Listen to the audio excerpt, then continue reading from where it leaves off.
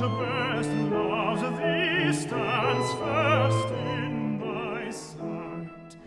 Then welcome, dear maid, with my gift let me be a ribbon, a kiss, and a blessing for thee.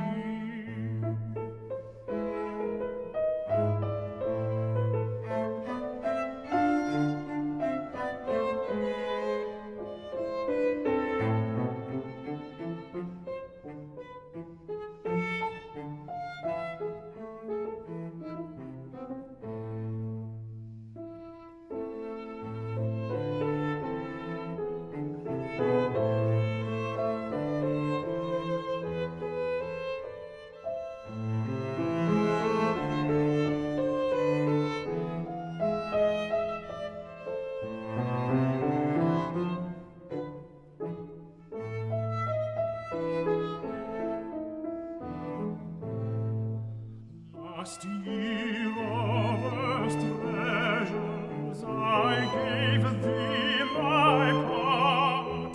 The new year before it I gave thee my heart. And now, gentle Mary, I greet thee again, when only this band and a blessing remain.